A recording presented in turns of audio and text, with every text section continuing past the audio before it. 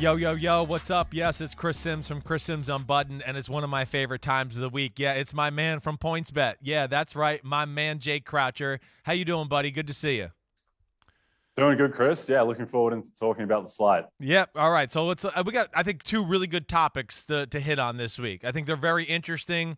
They certainly are kind of taking the sport by storm a little bit. The first one, this weird year.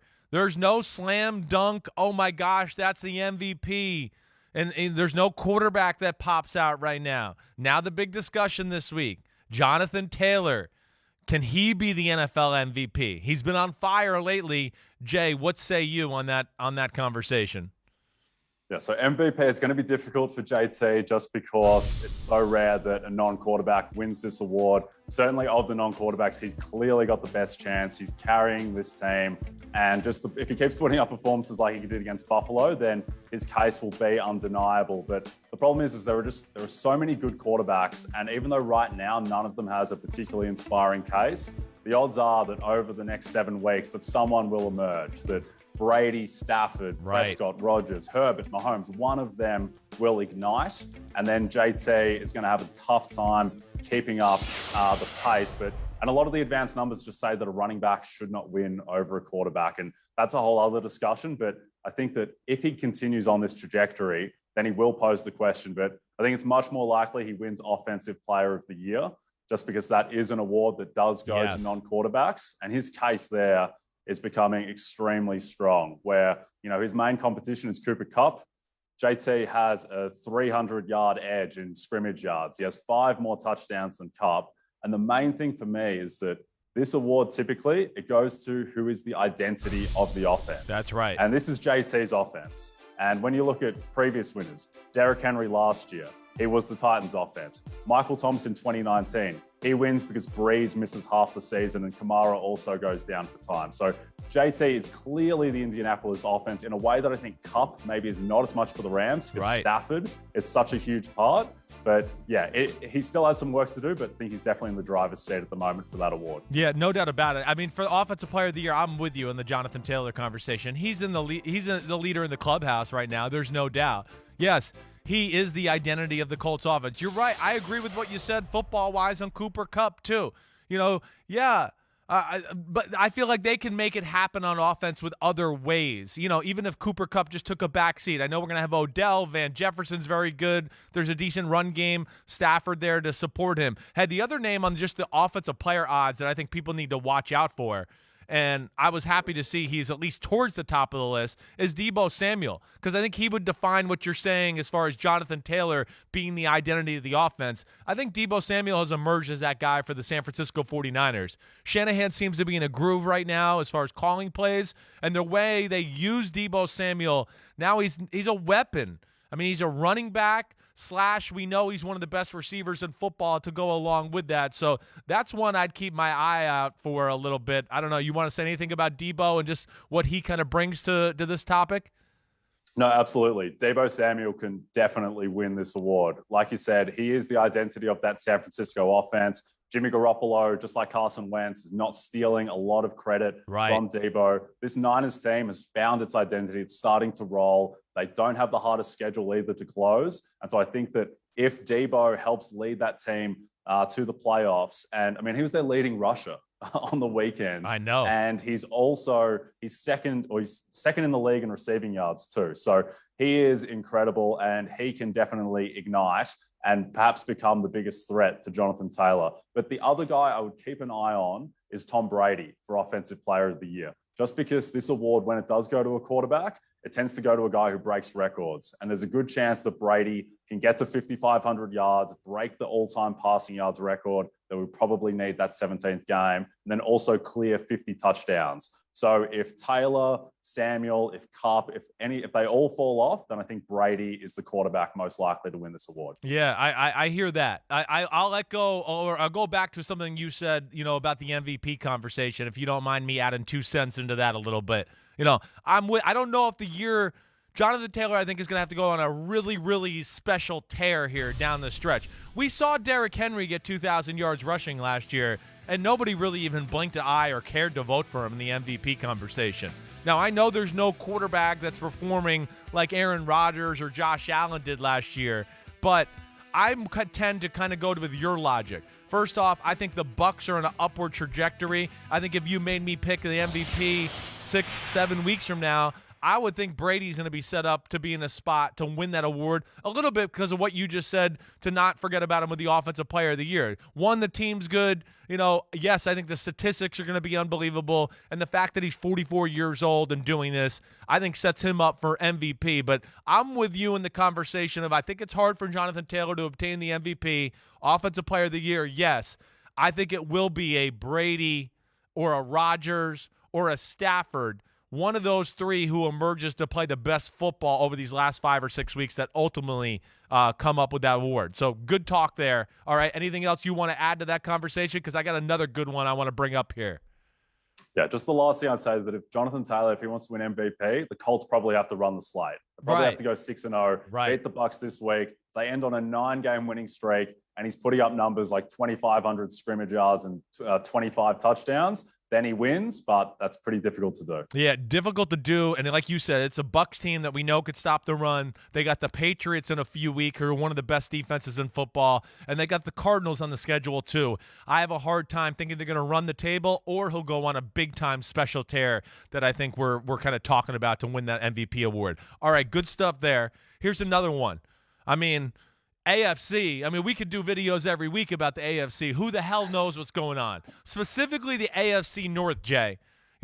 What's your feeling, your thoughts there as far as who wins that division and the odds provided by PointsBet? So we make Baltimore the clear favorite at the moment, despite the fact that they have had a very strange and kind of underwhelming season, despite the fact that they are 7-3, just because the defense just hasn't looked right.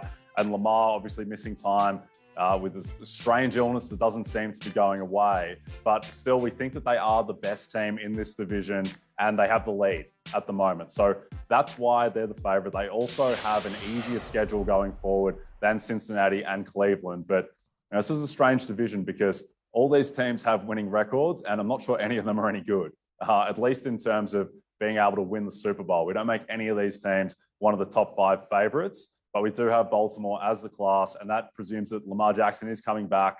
He will be okay. He's clearly the best quarterback in this division, and they've got the lead right now. So that's why Baltimore are favorites. Yeah, I can understand the logic. I will say this: AFC North, you hit on it. Baltimore maybe has a little bit of the easier schedule, but I don't look at any of them looking at it and go, "Oh, they have an easy schedule." All 4 teams, it's pretty tough. If you look at what they got, some tough, of course, divisional matchups and out-of-conference games that I look at and go, "Wow, there's nothing that jumps out there." I guess I look at it too, Jay, like, hey, Baltimore, yeah, it's Lamar Jackson. They have a proven track record of being battle-tested and winning this time of the year. Definitely. But I'm happy to see, and I'd like to get your thoughts on this, the Bengals as the number 2 team. To me, the Bengals are the team I look at to go, if there's one team that I look that can, put the Ravens in second place in that division, I do look at them. I'm not going to be tricked by their history. I think they're very balanced on both sides of the ball and have a quarterback that is clearly in the conversation with Lamar Jackson as being the best one in the division, certainly better than Baker or Ben Roethlisberger. What's your thought on the Bengals going forward here as far as this conversation is concerned? Yeah, definitely. They've absolutely got the most upside of the 3 challenges. And like you said, it comes from the quarterback position where quarterbacks create upside. Ben Roethlisberger in his current state doesn't have that. Baker Mayfield is obviously severely compromised. And so Joe Burrow and the youth of the Bengals, it does give them some upside. And then the other thing too is that they beat Baltimore in Baltimore. Yes. So they're halfway to getting the tiebreak.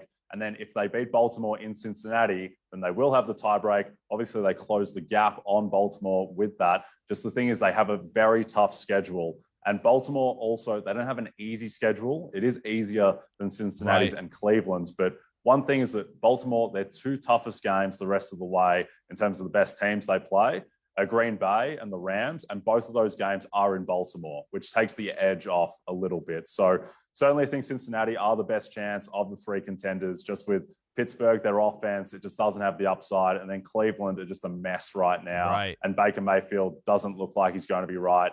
I think that going to Case Keenum might actually give them a bit more upside just because Baker's shoulder and his body is so battered. And that performance that he put in against Detroit suggests that, some imminent healing isn't on the way. So they're in trouble. But I think the Bengals, particularly if they can get Jamar Chase going again and start getting the deep ball to him to make that offense a bit more explosive, then they can get right in the mix with Baltimore. What is your thoughts on, because you said it, I mean, a mess or whatever. The AFC's a mess. Well, how much do you think things would be swayed if Baltimore were to lose to Cleveland this weekend? How crazy is this going to, flip this conversation around? If Baltimore lose to Cleveland, then everything just goes to hell with the odds in this division, because then you're looking at potentially Cincinnati could move into, joint favoritism, Cleveland as well. The thing is, if Baker just magically looks healthy again, then Cleveland are right there with Baltimore and probably in front of Cincinnati with a healthy Baker. But that just doesn't seem like it's coming. And then in the context of the whole conference, if Baltimore goes down, then that makes the path to the 1 seed for teams like the Patriots and the Titans that much easier as well. Because Baltimore, for all their flaws, for all their injuries, for how bad the defense has looked, they still have a legitimate chance to get the 1 seed in the AFC. And they could be in that spot after this week if New England take down Tennessee. So it's a wide open division. It's a wide open conference. Baltimore, with Lamar Jackson coming back and Baltimore's offense looking like one of the 5 best offenses in the league, and the defense has been a bit better lately. If they can assert themselves, then they can be in the mix for the number 1 seed. Yeah. I listen, I hear the logic with the Ravens. I will say to those watching the video, watch out. And to me, I do like the Bengals. I'd say watch out for that a little bit. I like their consistency on both sides of the football, and if they can run the ball with Joe Mixon, I think they could be a player too. I get worried about Baltimore being a little too much Lamar Jackson-centric. That's my one concern, but I understand the logic. I understand PointsBet making them the favorite in that division because there's still a lot of positives there. Jay, you're the man. Happy Thanksgiving. Enjoy all the games on Thursday and Sunday. Appreciate the knowledge as always. Check out Jay, PointsBet, anytime. You know it. Chris Simms Unbuttoned. Peace out. We're out of here.